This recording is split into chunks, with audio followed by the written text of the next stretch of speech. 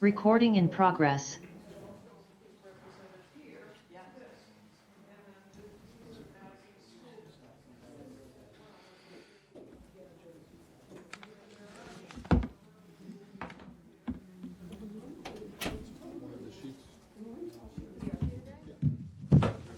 Yeah, it's in the facilitated questions are in the packet.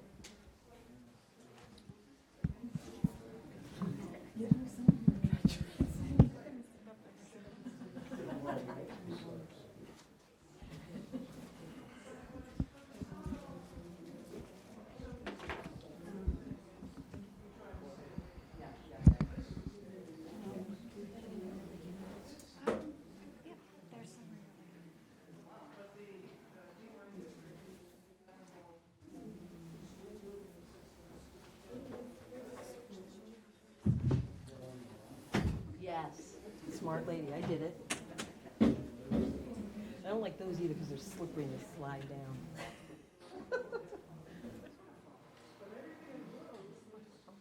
Yeah, definitely.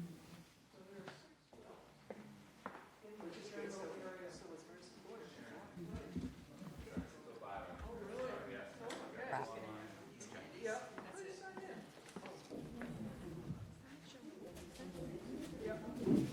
Glad to see you here.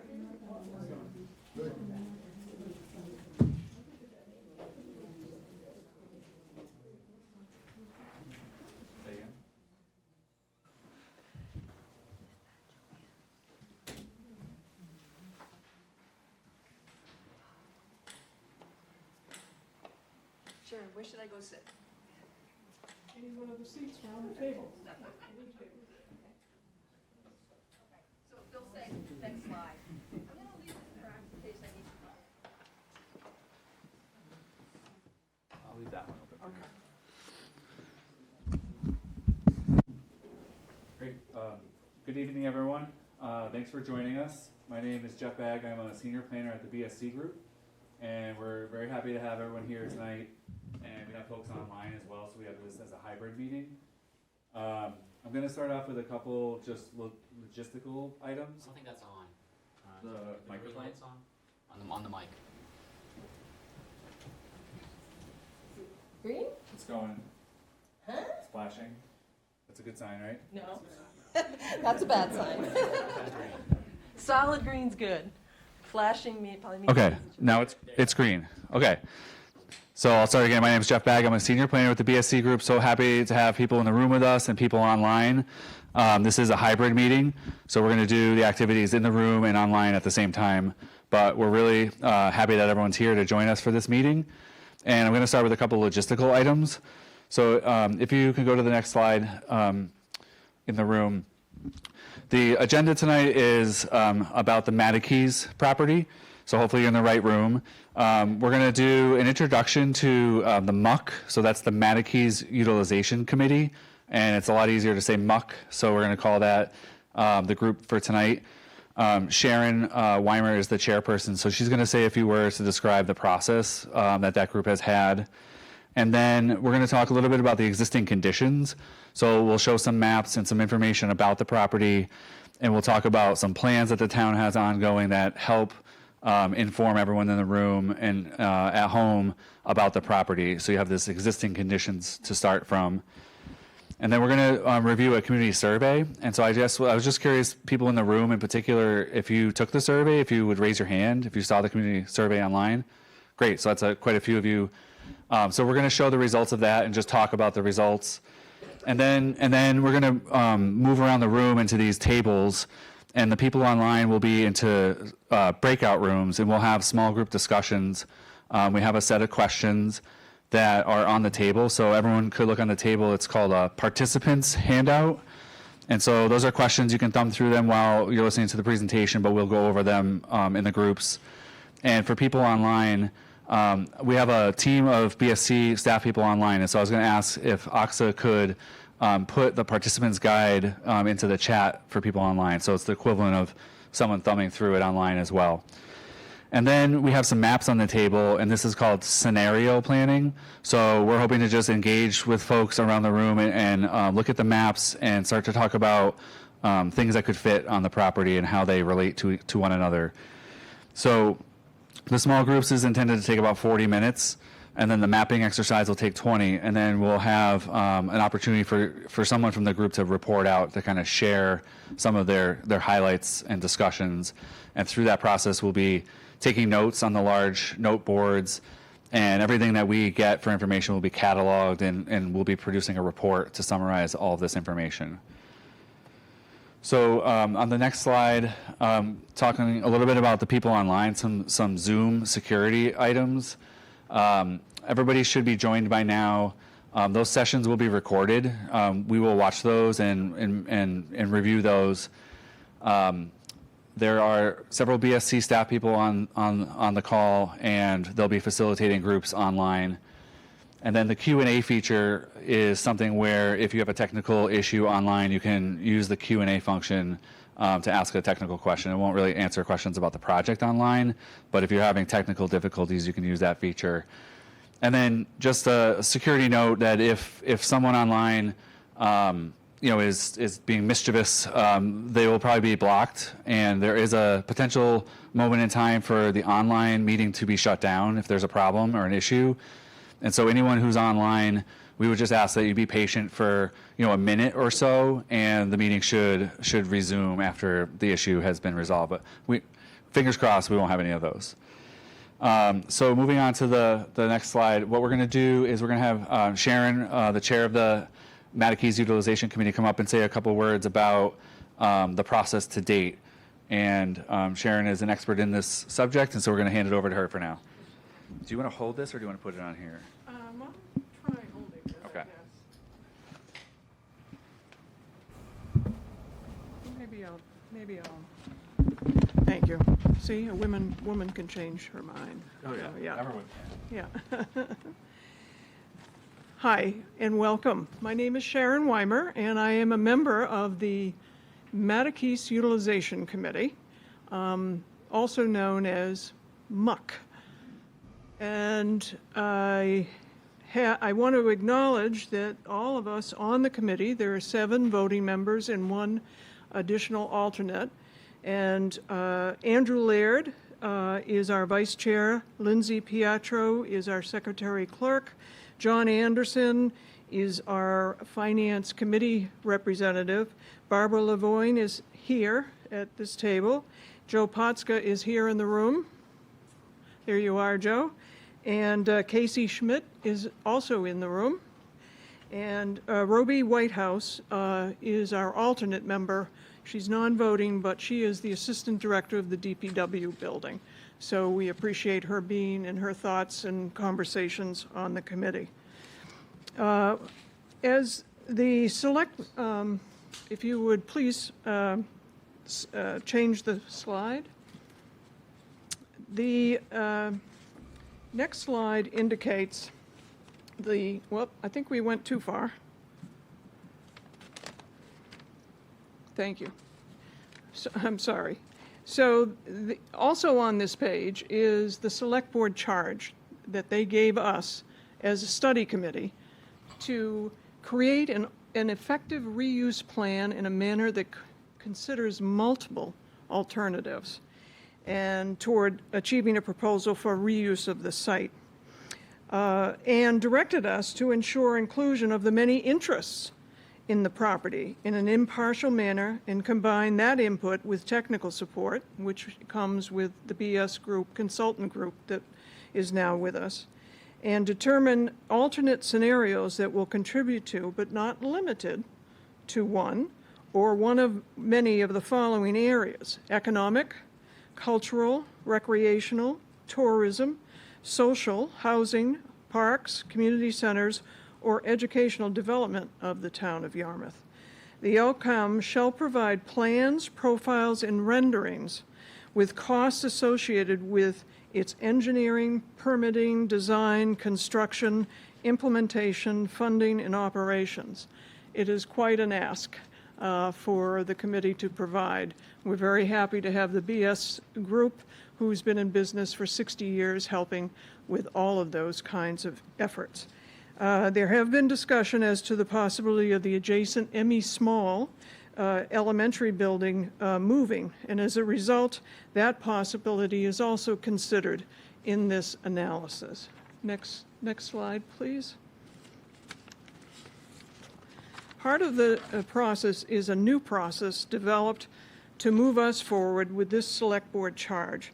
And that was, and I quote, learn from the knowledgeable. What we have been doing in the town of Yarmouth is using committees, housing committee, recreation committee, open space, conservation, all sorts of committees that we wanted to involve because they had the knowledge of what's been going on in the town of Yarmouth for many years. So we wanted to seek out their ideas and developed a process by which we'd provide various ideas from all of them, who would also be asked to invite and include any other committees or leagues. For instance, recreation asked soccer leagues to participate in the 3-meeting process that was developed to get everybody's ideas, and as many ideas as we could. So the first meeting of 3 that we had early on back in January and February was known as brainstorming. And brainstorming was, just like it said, give us all of your ideas, irrespective of any limitations. So it was the fun committee. You know, you could think of anything you wanted to and include it in that brainstorming meeting. The second meeting, which occurred in the following months, was reconciliation. And that meeting was take down all of those ideas to 3 ideas. And then the third and final meeting was to give the final preferred plan in 2 levels. One an elevated level and one a moderate level. So, for instance, you'll see in the next slide that all of the team's ideas as they relate to their preferred plan. We use these information actually in the survey that we gave you. And it wasn't just the preferred plan, it was a lot of ideas that were included in the brainstorming or in the reconciliation, because there were a lot of wonderful ideas. And we also have considered this for quite some time as we began as a multi-use site, or had the potential. But we're open to it. We also know that there's a lot going on in the town of Yarmouth. And you'll see that when the consultant does their presentation for you. So that was the process that provided us with the one proposal from each area. And next slide, please. As you can see on the right, the whole idea was to gather as much information as we could in the top of the funnel and then slowly bring down to our best ideas. And that's subjective too, of course. The third, this slide shows each of the areas that we gathered the preferred plan. So the first one is the economic development. In economic development, we had two arms of the economic development land use team, and we called them land use teams. They held their first brainstorming session separately. The Chamber of Commerce was asked to participate to give the business point of view. And then, as we all know, the local economic development committee also provided information separately. But they came together in reconciliation and also the preferred plan. And their preferred plan is a multi-purpose sports complex that can accommodate other types of events. Elements of the moderate and elevated description for the facility also jives with the recreation land use team, with some modifications based on the economic development team's discussions. The next was housing, and housing was a strong committee that had expertise from a grant from the Cape Cod Commission that had their own consultant, so many hours worth, and that helped them get through the process. And they are they are a group that is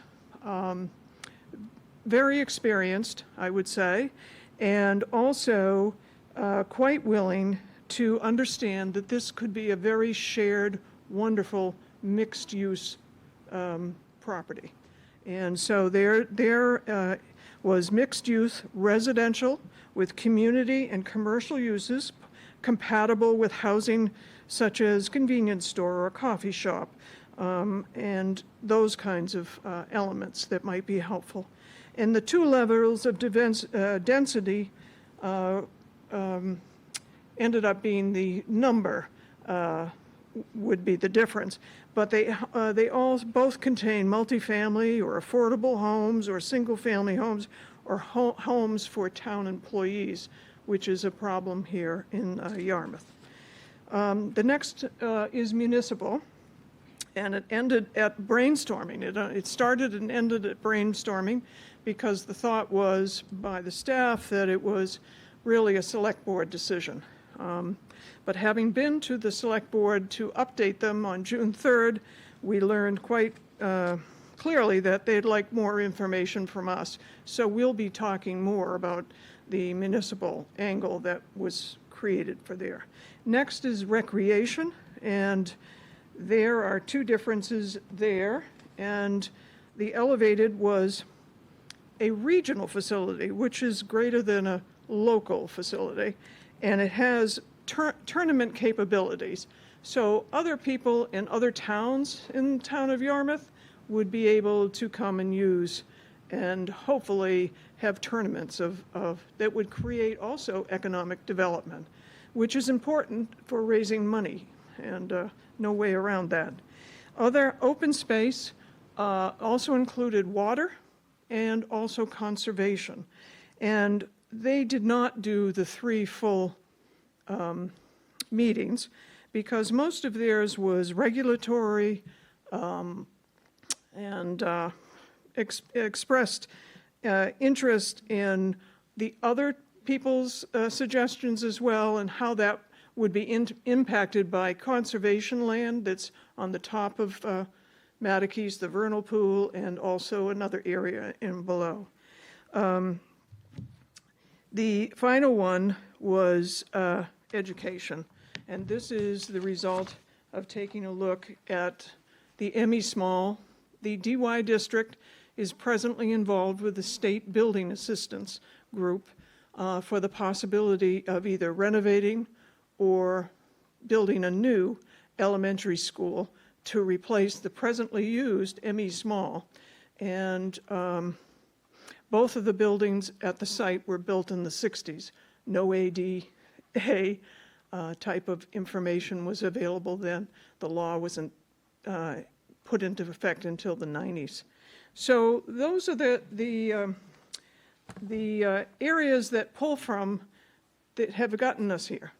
That you've taken the surveys, included a lot of the information that was given by the committees, and we really appreciate you all being here to help us to move forward and to answer additional questions and ideas that the consultant group will now tell you about.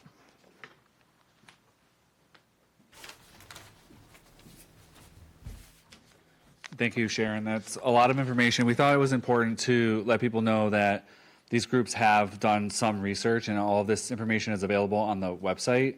So, if you're interested in finding out more about any of those groups, what they found, or the information that they provided, there's all the information available online.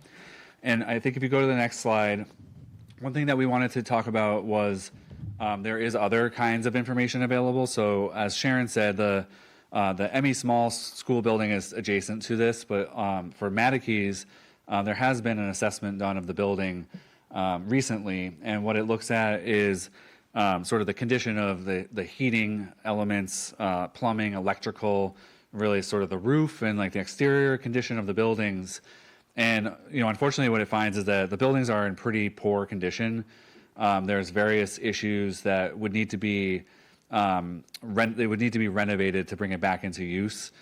And as Sharon mentioned, there's things like Americans with Disability Act hadn't been a law yet when it was constructed.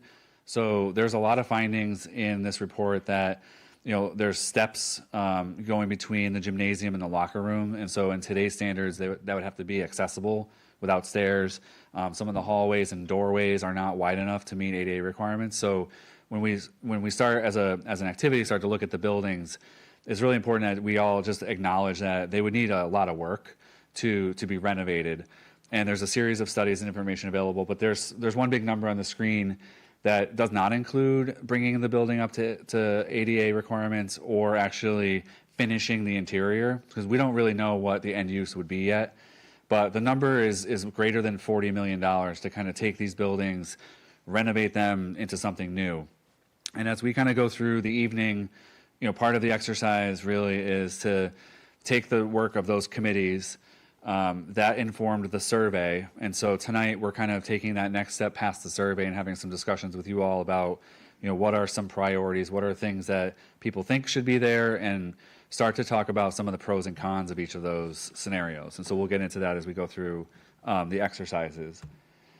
So the next slide is there's two that are map oriented. So, understanding that not everyone, reads maps all the time. Mattacheese is on the top of this image, and on the left of the map is north. So I just wanted to kind of orient everyone. North is on the left side of the map. So the yellow area on the top is a vernal pool.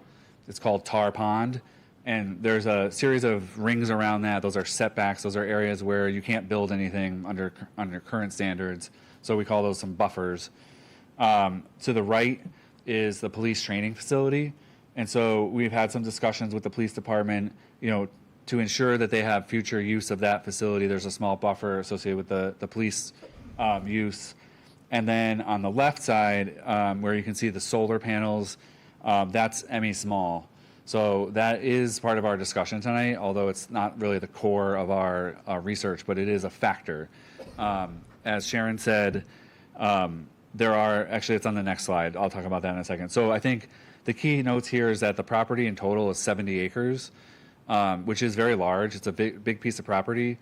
But as we go through the mapping exercise with the group, we do start to see that when you start to look at how big a new school would be on the property or what parking looks like, the site becomes smaller. And so that's part of the mapping exercise that we'll get into later. It's just for people to see that a little bit. The existing gymnasium is shown pretty much in the middle of this map. It's kind of blue. And we identified that particularly because in the survey there was a question about the importance of the gymnasium, and there was a fair number of people who said, let's look at this. Let's at least find out if this is able to be kept or if there's options to keep the gym. So we're looking at that, and we'll talk about that in a group exercises in a few minutes.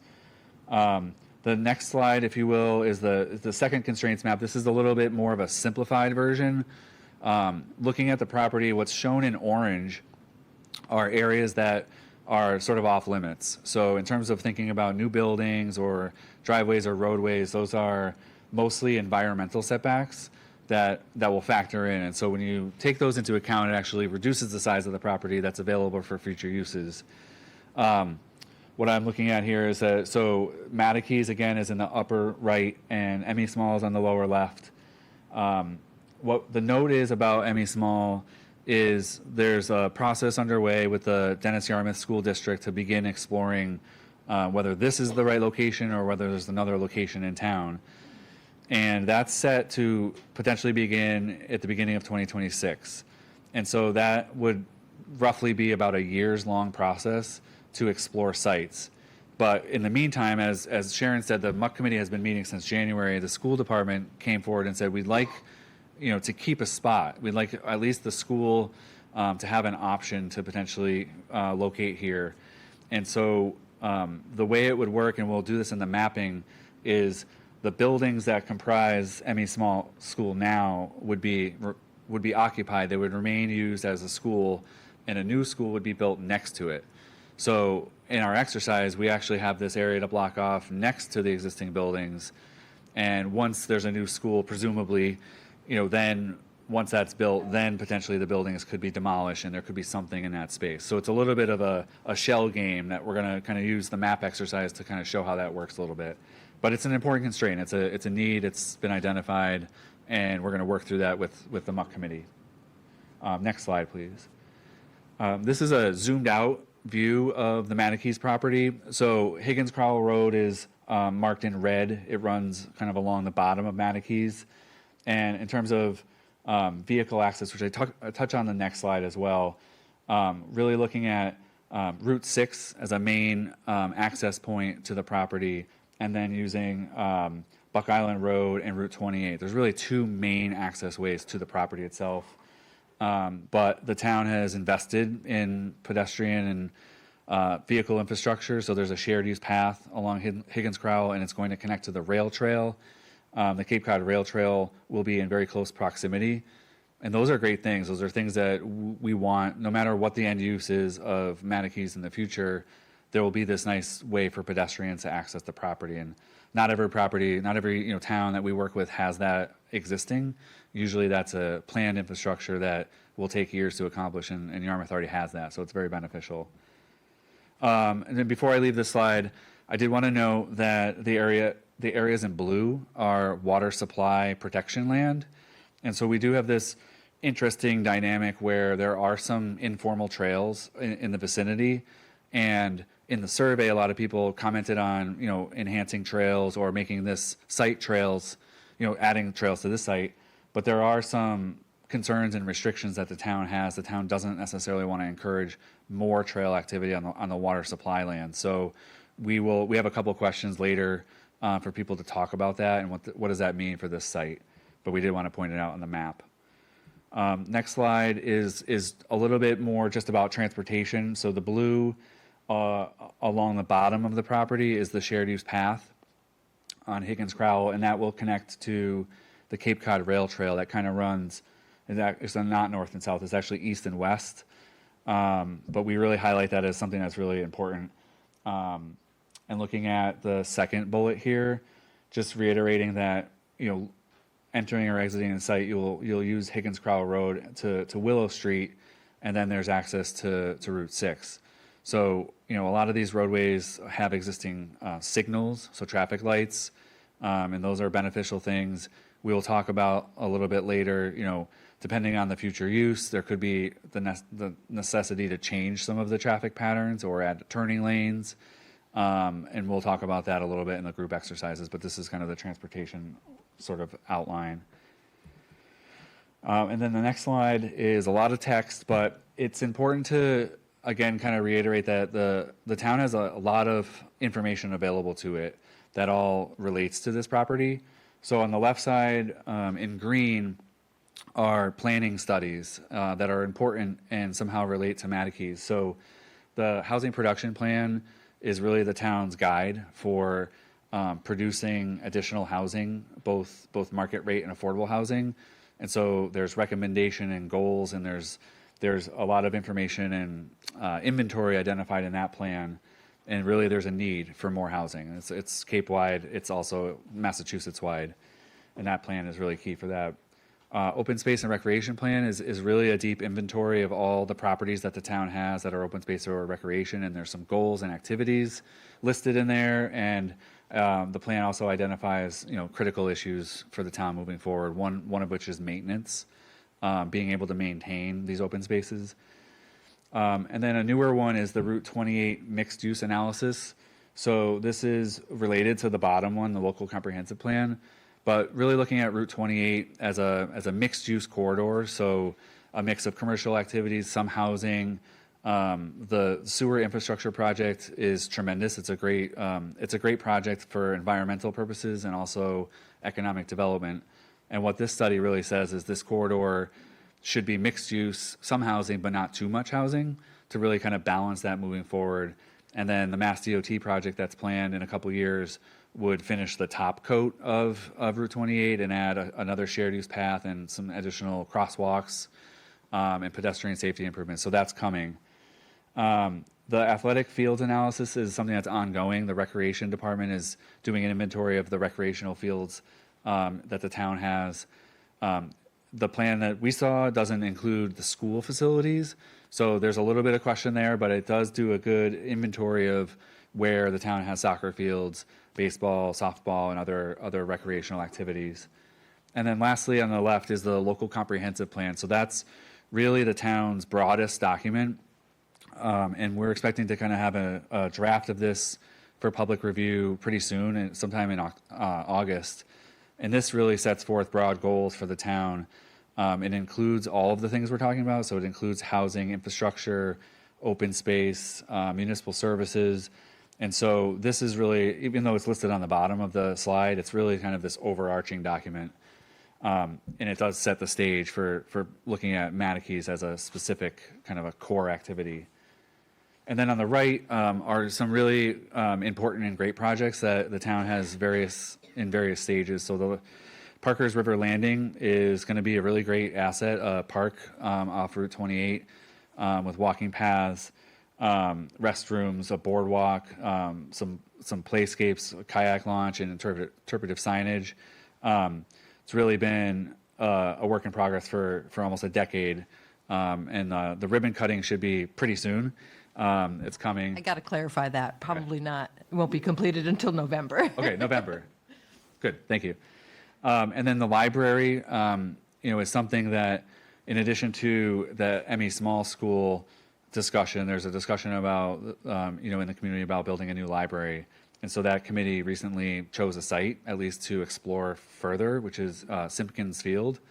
And the goal is to pursue some state funding, which provides a portion of the cost, and then the municipality pays for the remainder of the cost for a library. And then the last one on the slide is this town facilities assessment. So recently, kind of this phase 1 document was completed to talk about the condition and future needs of town hall, the senior center, 2 fire station buildings, and then the division of natural resource building on Route 28. And so these are all important because these are pretty big building studies. These are projects that the town is going to have to grapple with and look at how to fund over time. And they relate to kind of adding Mattacheese into that equation as to how all these building projects would take shape over the next 10 years or something. So we wanted to highlight those. So then shifting, the next slide, please, shifts over to the survey results. So by the show of hands, there was a lot of people in the room who took the survey. This is kind of just a quick overview. All the survey results are available online. So this is just a summary. But what we're seeing, kind of this demographic slide, is really to kind of help us see who took the survey. And quite a few, so 88% people who took the survey have been here for more than 5 years. So just kind of some quantifiable information. Strong participation from people between 35 and 74. So that's actually a really great sort of range of age to show who took the survey, and it's a good cross section. Sometimes we see these and it's kind of weighted one way or the other, but this is a pretty good cross section. And then there were some people who were under 18 who took the survey, which is always great to get kind of that youth perspective. And really the primary preferred use amongst those younger people would be indoor recreation, followed by a community center and outdoor recreation. And so that is kind of this theme that we start to see in the middle column. For the ages 55 and up, the preferred use of the site would be a community center, followed by academic and education. And then the respondents, the majority prioritized focusing on fixed income individuals or seniors in terms of housing. And so that's an identified need, is to provide additional housing of that type. And so that showed through in the survey. And then with people with households with people under 5 years old, definitely kind of leaning towards that community center and then back to that indoor and outdoor recreation. And then just kind of trying to figure out where people live in proximity to the site. And 81% of the people who took the survey live within 10 minutes. And so that's pretty fair. That's pretty common for people who see a property that's kind of close to them. They're engaged and they took the survey, which is great. So the next slide, kind of a broader question that we asked, had respondents identifying the desire to create a vibrant sort of mixed use community. And Sharon did a good job of saying, this site is big enough where it's totally possible to have more than one use on this site. And so that would help to kind of create this vibrancy. Strong support for a multi-use recreational program there. And again, kind of the theme, the survey was built off of the land use team exercises. And so that's where these categories of indoor recreation for sports and outdoor recreation came up. There was also some uses identified for event and performance space, and then this educational use continued to come through on the survey. And then in terms of housing, there was support for low and medium density development. And so in the map exercise, we have an example of that. If you think in terms of duplexes, so 2 units side by side, that would be considered kind of medium density. Low density would be single family homes, and then higher density would be some kind of apartment building, just to kind of get a sense of that. But really this low to medium density development was supported in terms of housing. And then affordability. Here it's capitalized on the slide, but that's really just making the cost of housing attainable for people. And that was a theme throughout the housing questions. So the next slide is kind of just a breakdown of what a vibrant mixed-use community might be. And it's kind of this hub along the top. That was really the overarching response. Increasing open space and conservation opportunities was second. And then creating additional housing opportunities was third. Protecting the environmental resources and promoting economic development were similar, but in terms of the people who took the survey, it was a little less important in terms of this question and the response. Next slide. Sort of looking at the breakdown a little further, really this theme that we're going to talk about tonight is this indoor and outdoor recreational facility. And Sharon kind of mentioned how there are some that are more regional in nature, and those could be potentially economic development opportunities. And the other side of that is kind of this community-oriented recreational use for Yarmouth residents, smaller scale, but also kind of the town would be funding those improvements. So it's not a private investment. Kind of going through, it's really kind of reiterating a lot of what we saw. So the environmental considerations was important. Economic development was next important. And then open space, municipal facilities, housing development, and traffic and infrastructure. And I think we do talk about traffic. I think it is something that will always come up as a concern. We have a question later just about, if it's a private regional facility, typically those, like a developer would pay for the cost to improve roadways and turning lanes. But if it's a community-oriented use, and there are some traffic impacts that the town might end up having to fund those improvements. And that's something that we're going to just talk about tonight is some of the pros and cons of these uses are really, whether the town generates revenue or whether the town would be paying for certain things to happen. And so those are some of the nature of the questions that we'll be talking about in a few minutes. The next slide talks about the community center was a big topic for programming, recreation, arts, and culture, followed by indoor and then outdoor sports and recreation, the event space, academic, education, conservation, and kind of down, like retail and commercial was pretty low ranked. It's not a high priority for people who took the survey. And then the next slide, talks about the multi-sport complex at a community scale. Got the highest sort of rank here. 65% of the people said that was something that they could see happening on the site. Playing fields and then this aquatic center. And the committee spent some time looking at this question. I think the vision is some kind of indoor space for swimming and kind of that type of activity. It's unclear, as we go into the questions, it's unclear how that gets funded, but that is something that was identified through the survey as something desirable. And then, approximately 40% of the respondents, responded to a multi-sports complex, the regional scale. There is a demand for that on Cape for people, to play indoor sports, soccer, basketball, and have camps and have activities that would draw people in. So we're seeing, that come through in the survey results. Next slide, please.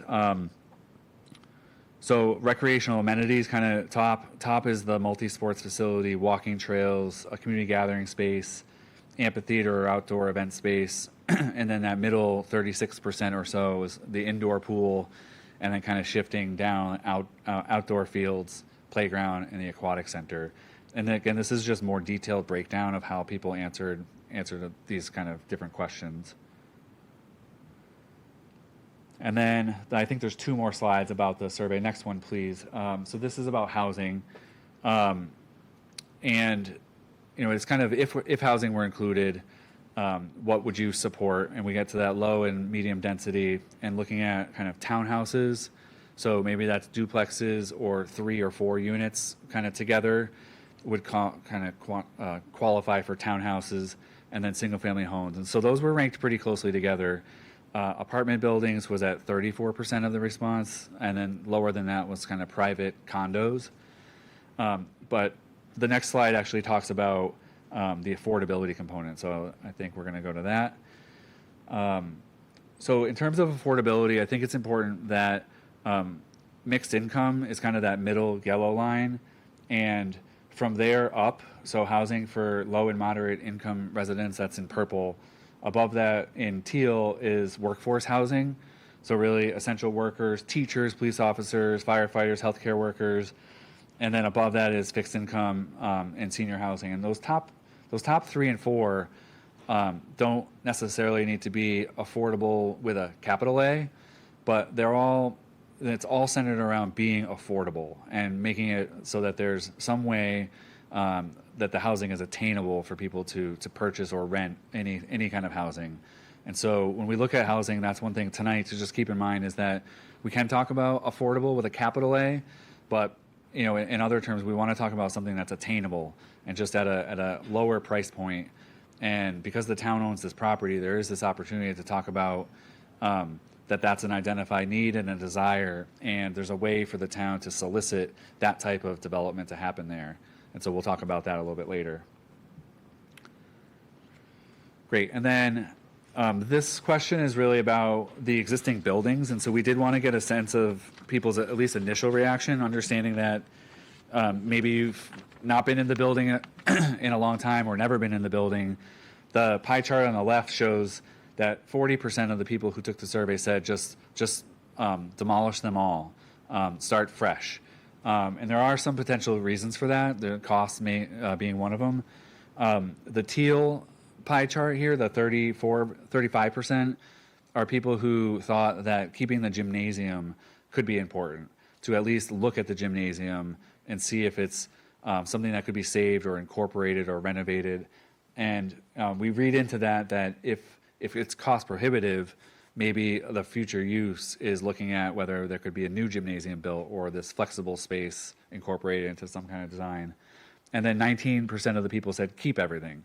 And so, we understand these responses because people didn't have a lot of information available, and we're just starting to get financial information to start to help show some of the pros and cons. And then on the right is really kind of concerns with people responding to development. And one of the main issues is kind of looking at this, the process to develop this property is going to take a couple years. And the concern would be delays, or the longer it takes, the more expensive it's going to be. And unfortunately, that's just a trend that we're seeing universally. So, a decision that you don't make today, 5 years from now, it's one thing that we know is it's going to cost more. There is concern about environmental impacts. It's close to the water supply, but there are ways to ensure that a development doesn't impact the water supply. No concerns. Traffic was kind of in that medium response in yellow. Infrastructure limitations, impact on municipal capacity, impact on property values, public safety, noise pollution, and light pollution. So, those are important, but I think it does show that some of the concerns is about delaying action, potentially taking too long to make a decision about the future use of the property was kind of high in the response level, which is good. Great. So next slide. And so in a minute, what we're going to do is we're going to have people move around the room a little bit. So if you're sitting in the middle, we're going to have people go to a table. And we do have a table in the back room. So we might set up a table in the back rooms to help the noise in this room be a little lower. But we've done this exercise before where talking amongst yourselves and talking amongst your neighbors with some facilitated questions really gives us really great input and feedback. And so we have a list of questions, and we're going to take notes and go through this discussion. We're hoping this takes about 40 minutes. There's 4 topic areas, so we're thinking about 10 minutes each topic. And our goal really is to use the survey and then dig a little deeper with these questions. Anywhere we can find consensus where people think that that's a good idea and people around the table get around that, we're looking for consensus. We will also identify where people just don't agree, and we'll flag that, and we'll take notes on the large post-it boards. And then really part of the questions are really intended to kind of take this next step and weigh some of the pros and cons and just start to have some discussion.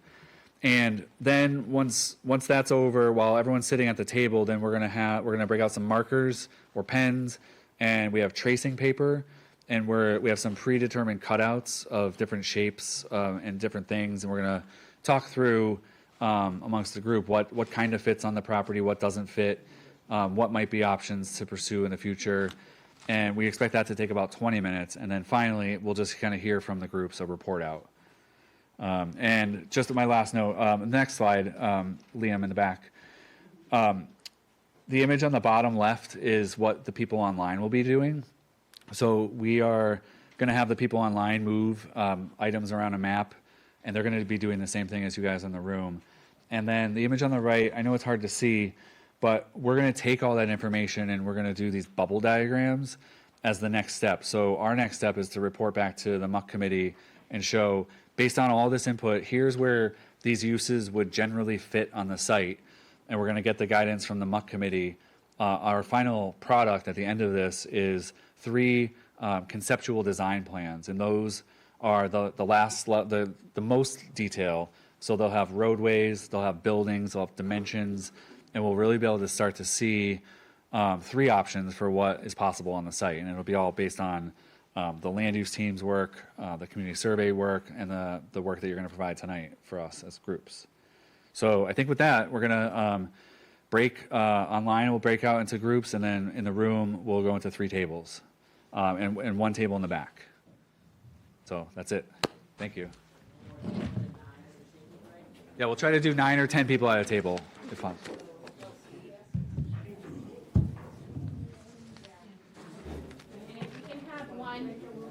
If we can have one MUC member at each table, that would be helpful. Yeah, so we're going to try to have 1 member of the committee at each table. The more comfortable chairs are up front. You want the nice comfy chairs.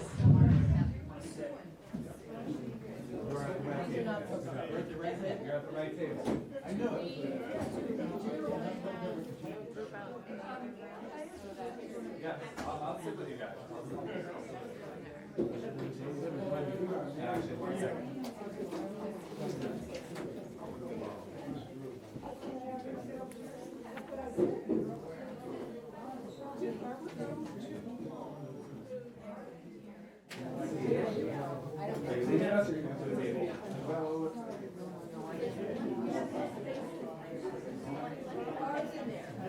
I think we're going to try to move you guys to one of these other tables.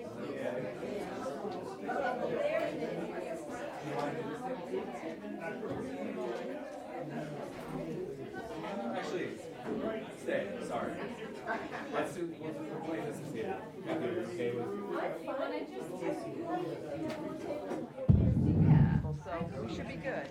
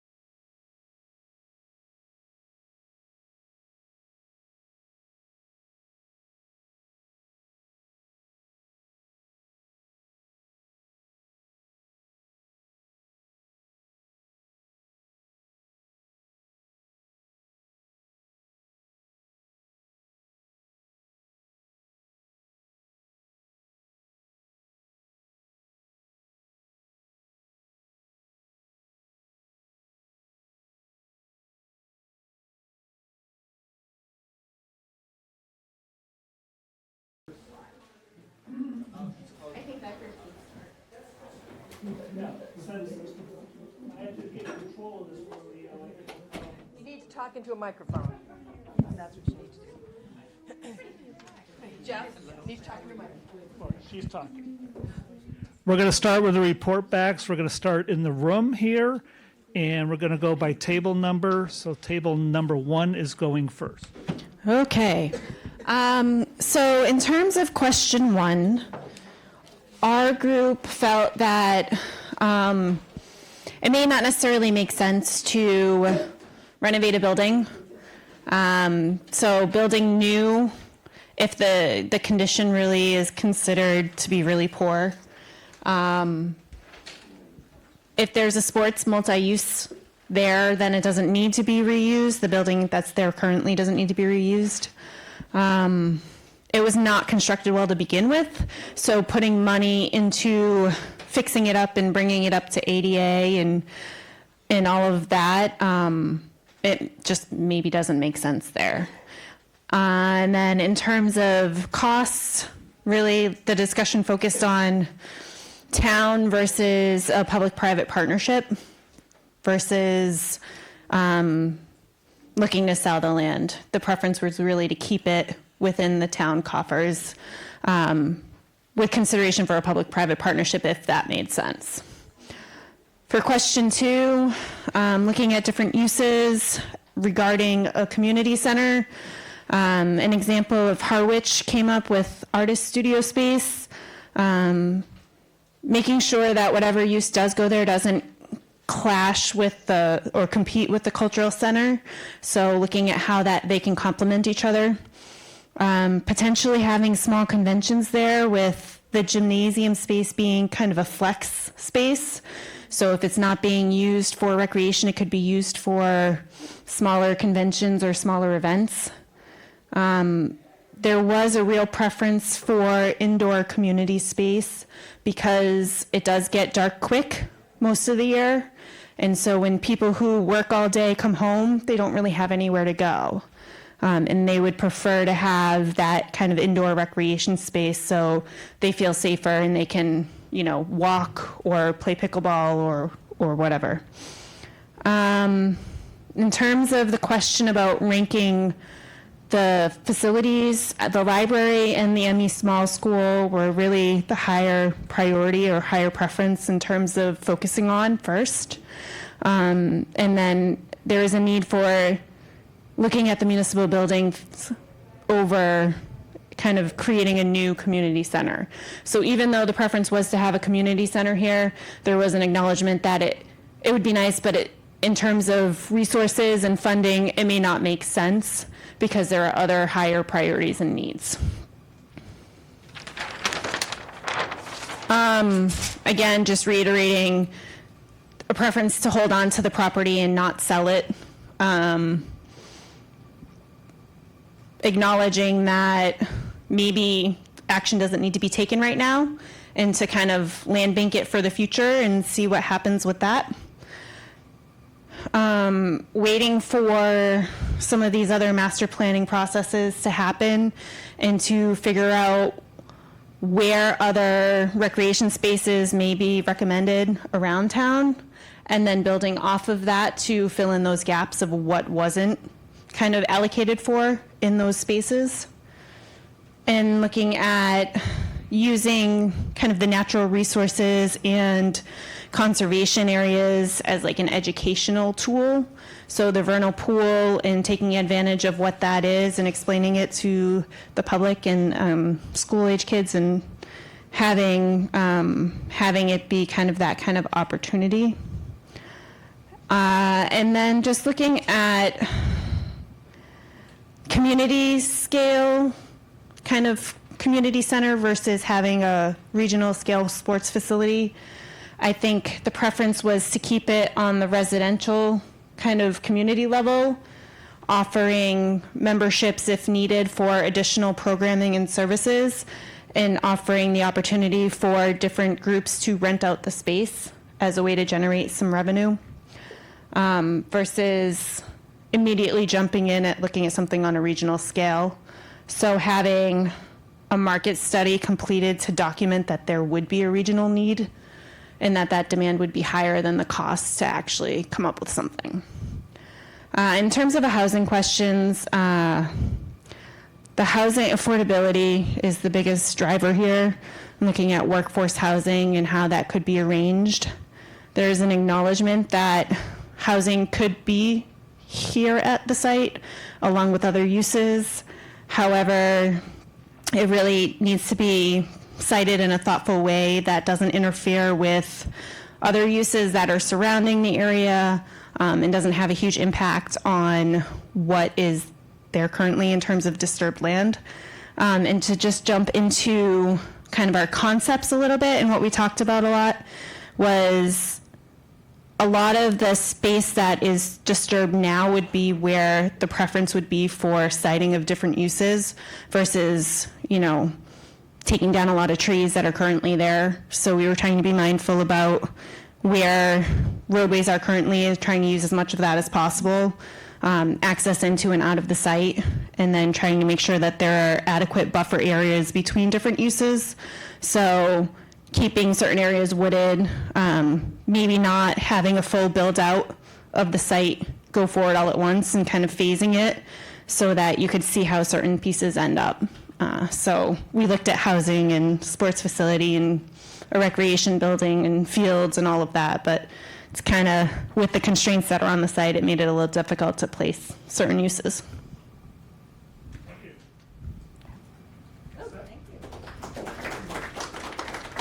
Table 2. Table 2. Microphone.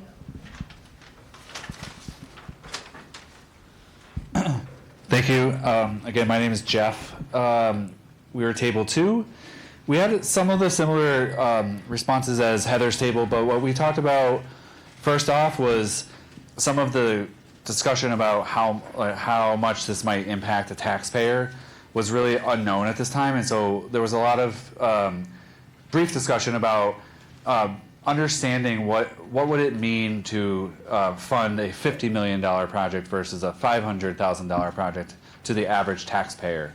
So I think that is something that, as we move forward, to help just have some kind of way to calculate just an approximate level of funding that would be required to fund certain projects. That was something that we talked about at the beginning. We did talk about how the gymnasium is currently managed by the Parks and Rec Department, and so that was important for youth leagues and pickleball. And we had kind of a question that it might increase the amount of staff needed, but then there was some discussion about how the staff is already kind of using that building, and so it may not actually require a lot of operational costs. The gym is in good shape for what it is being used for. The auditorium is in poorer condition. And then there was a note that the new facilities at the new school also has some limitations as well. So we kind of talked about maybe the new school could provide some of these services, but in fact it may have limitations itself. And then there was an underlying question about, how the recreational department doesn't necessarily have access to the fields and facilities at the school. And so we thought that was an important thing to discuss as a community, is just to understand that and make sure that there's no other sharing of facilities that could happen with the school. We had a discussion about how looking at ways to generate revenue was pretty important. The town will need revenue to fund a variety of different projects, so that was, at least on our table, is a little bit of a theme. We did get a great question about whether the town thought about selling the property. And the response kind of was that I think this process is enabling the town to maybe make that decision moving forward. And the fact that the town owns it gives the town a lot of control as to what it might want to see in the future. And so the fact that the town owns it now is a problem because it costs some money to own it and maintain the property, but it gives the town opportunity to find good uses that are community supported and potentially seek those and for revenue in the future. In terms of the ranking, we had similar responses where we talked about the other projects that the town has ongoing, and the elementary school, is generally seen as a necessity, and the library is going to be very important to kind of meet the needs of the community. And so those two ranked higher. I think building maintenance in general is not very glamorous, but that was acknowledged. And then we kind of talked about how this property would be in addition to that. And so just kind of weighing those pros and cons. It just has the town has a lot of other building projects that has to be put into the mix. We talked about sports. There was an example from Barnstable where the leagues or the organization paid the town a significant amount of money to use the facility, and our discussion was just about that there is a cost. There's going to be a pretty significant cost to demolish everything and start new, and then an additional cost to build something. And if you're going to then try to lease back the space, would you ever actually get your return on an investment? And so those are numbers that the town may need to explore in the future. Traffic is a major concern. We talked about that in a couple different ways and different realms. But I did put out the one potential benefit of the site is it has easy access for Route 6. So if there was a higher trip generation activity like a sports facility, there could be ways to funnel cars directly off Route 6 to the site. Would always have the periphery traffic on Route 28 and Buck Island Road, but the location is pretty good for access to Route 6. We talked about housing. We did talk about how we had Lee was on in our group from the Community Housing Committee.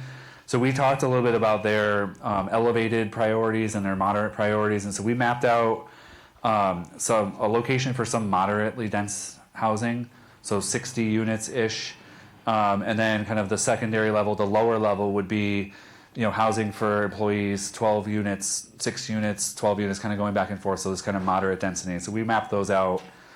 That was some great input that the committee has. We talked about environmental concerns and just this general concern about putting too much on the property. And kind of through that discussion, we talked about how there are areas that are already developed, and those might be good for new uses, and kind of like Heather's group, and maybe preserving some areas that are wooded. And then obviously the environmentally constrained areas in the back were really important. We did talk about open space a little bit, and one of our key takeaways was to make sure that whatever happens on this property doesn't eliminate the opportunity to connect trail networks. So if you look at the golf course, there might be a future, way to connect the trail to the, I guess it would be to the west. And maybe formalizing 1 or 2 trails on the water department lands to kind of concentrate people onto like specific trails rather than wandering around. So that was that, and then we mapped out some activities. We used the duplex block to kind of replicate these potential neighborhoods.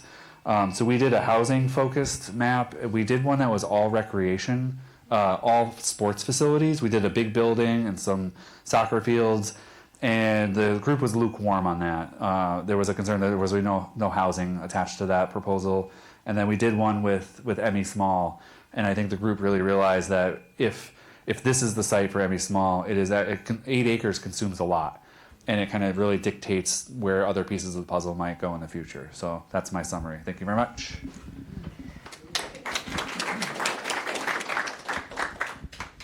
Thank you, Jeff. Does this work? Coming. No, there it is. Thank you. You're AV expert.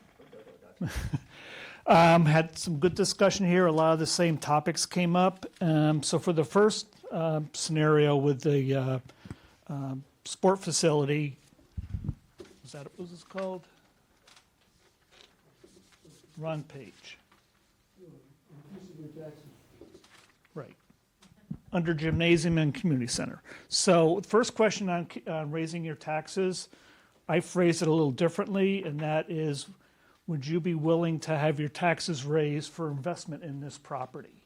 And we took a vote, and 5 people said yes, nobody said no, and 4 people were neutral on it, yes or no. But the question did come up of, how much should my taxes increase? And we haven't done that calculation, so it's all relative to.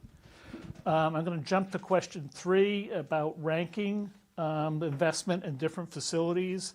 And again, I looked at it, I phrased the question for this site, and they ranked the community center as the #1 thing to invest in on this site versus within the town. #2 was the library on this site. 3 and 4 were close with the school and town hall on this site. That's how they ranked facilities going onto this site. So I've phrased the question a bit differently.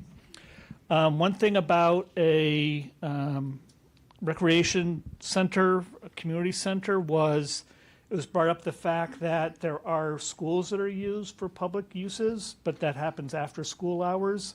And a facility here would be great because it would offer availability to all age groups throughout the day and into the evening. So a lot of flexibility on how that could be used. A lot of different uses could happen in here. A lot of those were mentioned by other groups. And again, the wish list is endless. If you're going to build a building with different spaces in it, it would be up to the community to determine what they'd want to have in that building. Again, open to all. One thought was to have night classes, so an educational component to a building if it was to go here. So there'd be some training involved with it. It could be, just kind of some kind of hobby type training, painting or woodworking or things like that was what was suggested. But there also could be some more formal education happening here, which might tie into the kind of convention use, but it depends on how big the facility is. And again, uses for all ages. Next area on the sport facility. Public, private, or public-private, there was definitely no interest in having it be totally private. There was definitely interest in having it either be a public facility or a public-private facility, with leaning more towards public-private, with good controls on what the private enterprise could do on the site, so that it's not as though the public is giving up a lot of control of how the site is used. They'd want to have a number of agreements in place if it was a public-private balance there.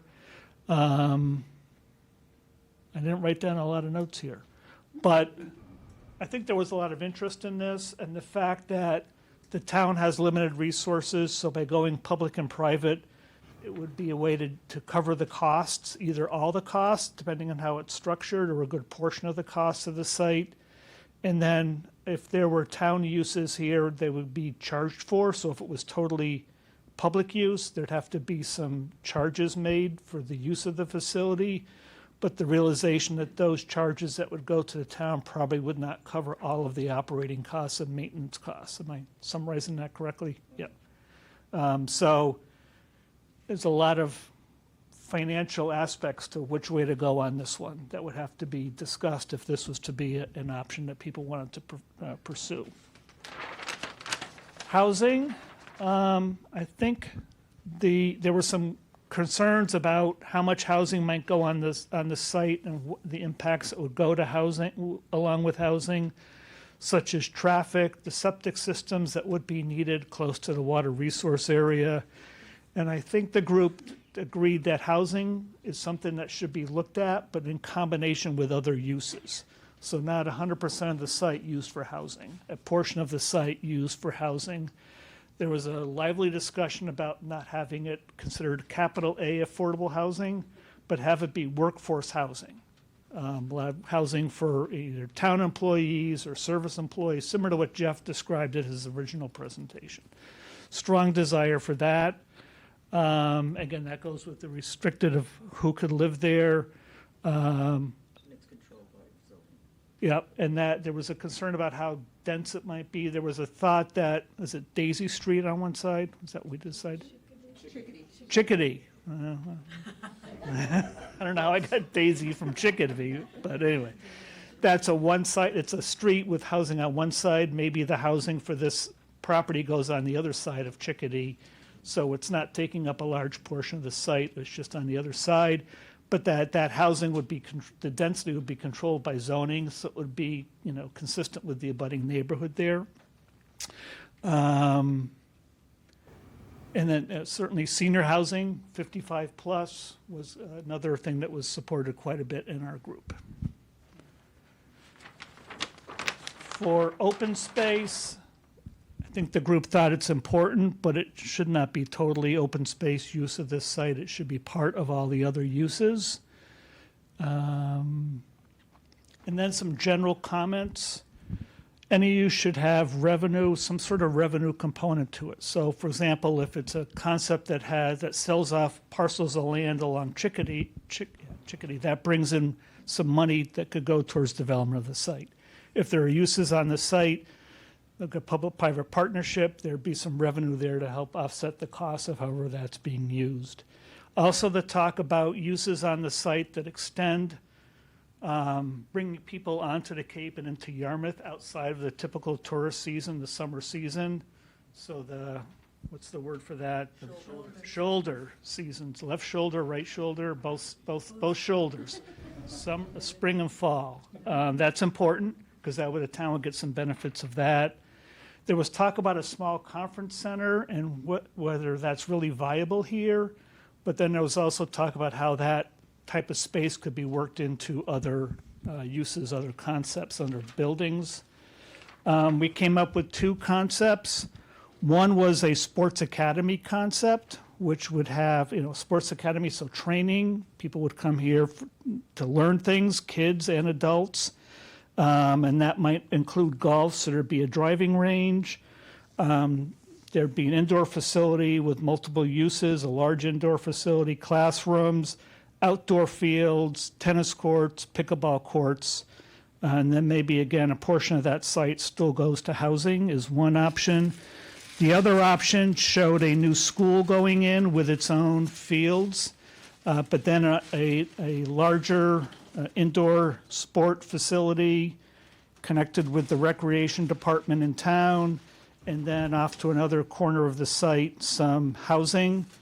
That would be senior housing on one corner, and then again along Chickadee, that residential that fits in with the zoning of that side of the parcel also. So really a mixed-use option here.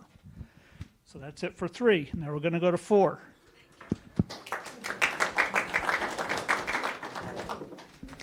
Okay, group 4. It sounds like everybody can hear me okay. So we are the last group. Geez, right. Thank you. So we're the last in-person group, and then we have to go to online. So regarding the first question one, talking about taxes and funding, the first item that was pointed out is it's knowing how much this would cost is key, right? And so that's kind of going to set the stage. It's going to factor into a yes or no decision for the community.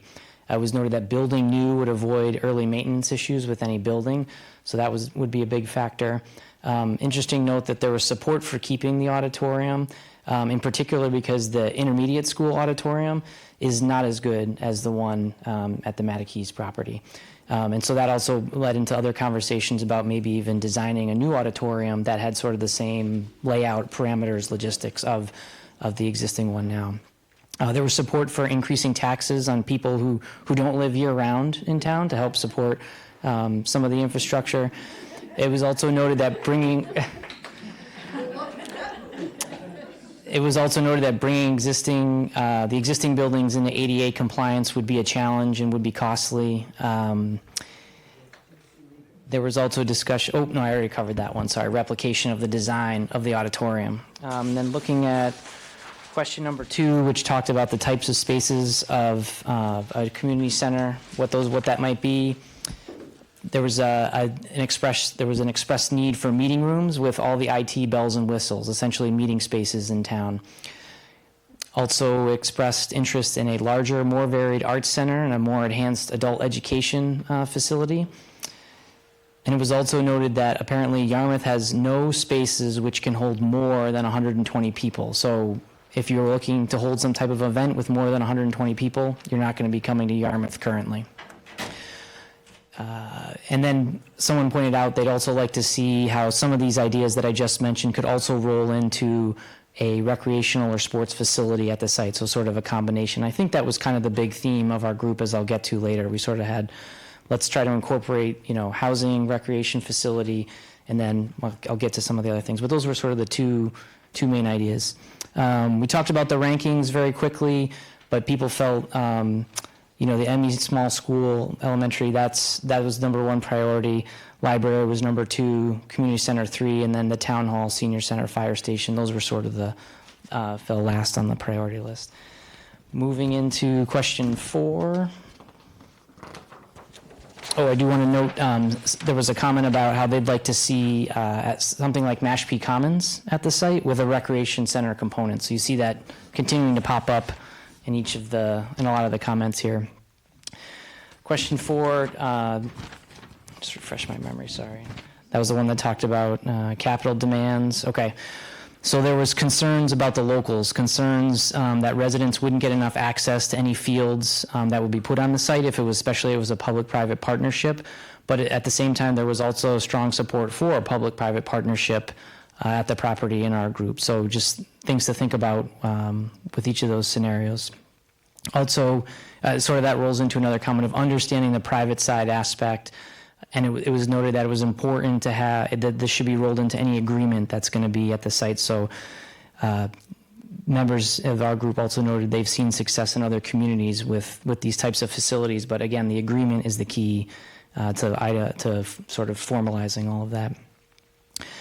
Question 5, and this is the one I think that, yeah, it was sort of listed as an or, but people in our group felt, why can't it be both? Why can't we have community facilities, and regional facility? Why can't it be both? So there was a talk about a private soccer club on the Cape here, how they've got 32 teams, over 400 players, and they're traveling off Cape every single weekend. So there was discussion about how does Yarmouth capture that, not just in terms of the recreational facility itself, but also everything that's ancillary to that, such as hotel rooms, restaurants, people staying over for the weekend. Let's see what else. Yeah, support. And I will say the group, again, the support, there was commentary about support for both. So both support for a regional facility to, enhance the year-round economy, but again, also support for community facilities for town activities. And I guess that's why I circled that there. So we've got support for both. Question 6. So question 6 and question 7, those kind of rolled together for us in our group, talking about housing. So again, why can't we do both, recreation and housing on the site? But it was noted that, again, what happens with the ME small school, that's going to play a key role in the site here, whether it stays or whether it moves off the property. That's a really big factor in how the site layout is going to happen. And again, concerns about on-site resident complaints with any recreational facilities. So, if you're going to have fields, lighting, noise, those kind of factors, when that mixes with housing, that's something needs to be considered. But it was also noted that this site is a huge opportunity for housing in the community. Let's see. And then lastly, I guess question 8. This was talking about open space and trails. The general consensus was no, that was not really supported by our group, but it did depend on the other alternatives. So if we're not going to do trails and open space, well, fill me in on the other alternatives that are going to be put on the site. So, and then in terms of our different scenarios, the group, as instructed, we want to do one which kept the school on site. So again, as was noted in here, that is going to be a huge factor. If that stays on the site, that's really going to limit other uses and what's going to happen there. And then we did a second scenario, which really focused on the recreational center component, sort of expanding off of the existing gym and auditorium. But in both scenarios, we did have large chunks of housing. I think it was the large orange housing square that was on there on both. So again, sort of this combination, I guess, in closing comment, it was a combination of recreation and sort of housing is what we were sort of hearing from our group.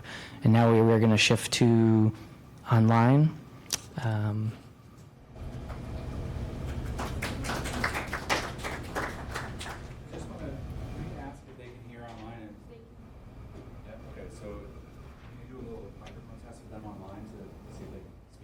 Sure. Oxa. I'm happy to. All right. I'm happy to report out. Looks like Katie's going to report out for us. Thanks. Okay.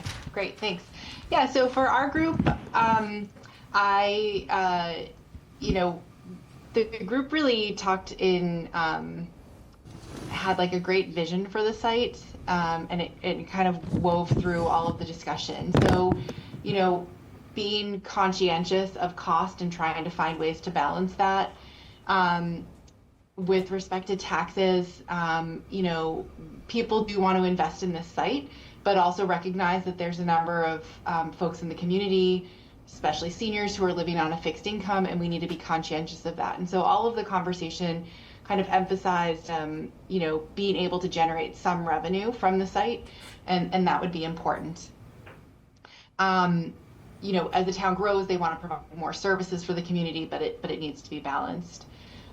on the site, types of activities that people wanted to see were really things that would create community, bring people together, create a space where there's, a lot of activation and utilization and things happening. So, outdoor concerts, food trucks, a big hall with activities that could host, bigger events, and even conversation around the auditorium, being able to host performances and sort of being a cultural center that could also have speakers and generate revenue through that.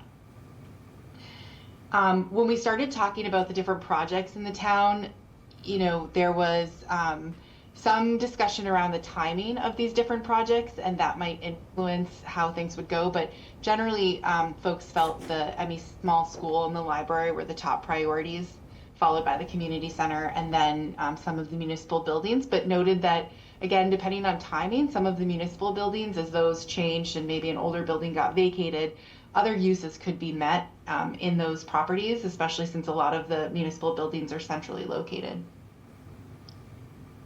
When we talked about sports facilities, there was consensus actually around public-private partnership and just wanting to be mindful of the lease agreement and making sure that town uses were supported, in addition to having a private partner that could help share costs. We talked about scale, and the group was not quite as interested in having something be regional in that it would support the Cape or Southeast Massachusetts, but maybe regional meaning Yarmouth, Dennis, Barnstable, sort of a smaller regional scale, even thinking about how there's regional schools and wanting to be inclusive of who participates in some of the regional schools. Traffic was also brought up and noted as an issue either way, but wanting to make sure that residents would have a strong voice and be able to advise on uses and traffic. Housing, there was a little bit of back and forth, and the group really discussed for quite a while that there's not enough businesses in town right now to be generating revenue, and so understood that perhaps some housing would be needed to support employees and workforce so that there could be more businesses in town, and that's really important to look at the overall balance of where tax revenue comes from in the town. And so, while it wasn't the top priority that people had for the site, it was recognized as being important. And, focusing again on what sort of restrictions the town can do to make sure that they avoid becoming short-term rentals, any housing that does get developed. And I think consistent with the other groups for open space and recreation, people love it, but there's already quite a bit of existing open space and recreation, and there's already challenges to maintain it. So they felt like some of the constricted areas would remain open anyway, and trying to position development within the site where there's existing development and try to minimize cutting down additional trees, for example. But not a priority overall, just given that this already exists. And there was also a little bit of conversation about an aquatic facility or pool facility. And the rationale for that is, it would be a great amenity for year-round residents, and also the importance of training lifeguards on the Cape and having facilities to be able to do that. And so when we were doing our mapping exercise, that came up of people wanting to make sure that an aquatic facility fit in. Thanks. Thank you, Katie. I can go next. Our group was the final group. A lot of our topic areas, and I'm going to keep it high level, but a lot of the similar types of topics came up. There was no one consensus for any one topic, but related to some of the themes that came up were traffic and how developing some sort of community building could increase in traffic, but also concerns about where money would come from to support community uses that were expressed through the survey.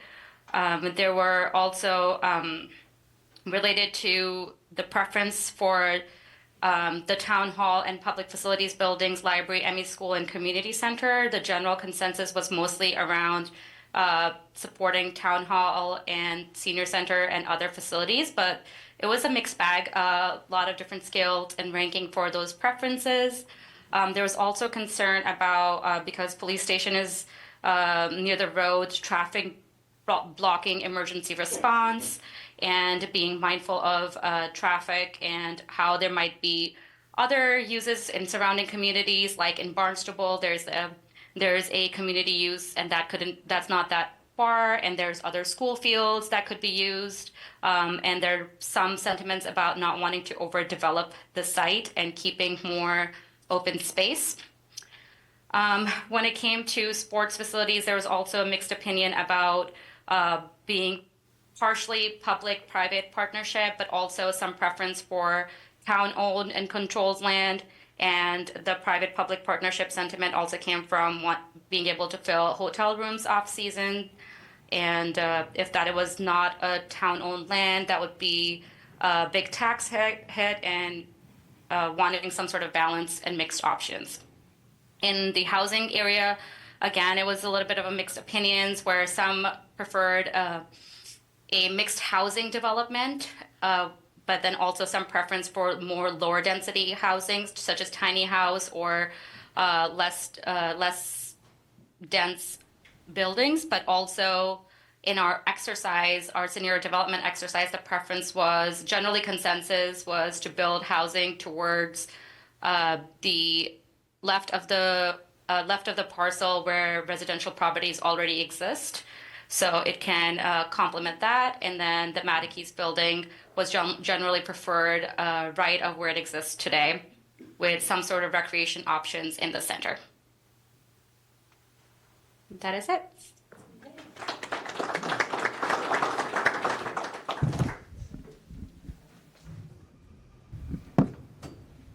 This microphone's on. So I think we're pretty much wrapped up. We really appreciate everyone being here. And now this is working. Thank you. Sorry. We're wrapping up. Thank you so much for being here. The two things I wanted to make sure as you're leaving, if you've signed up to get an email notification of the next steps, that's super valuable. This is a great opportunity to just make sure that you're signed up for notifications. And the folks online can do that as well. That information is on the website. Our next step is to present these bubble diagrams to the MUC committee. Their next meeting is August 11th. And so all of their meetings are, available to watch or be at.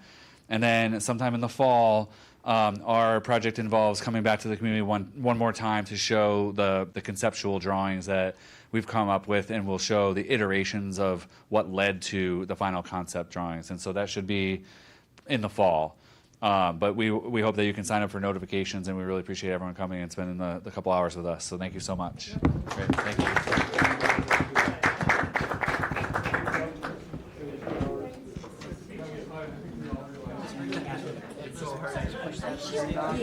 Without being, Liam will take care of it.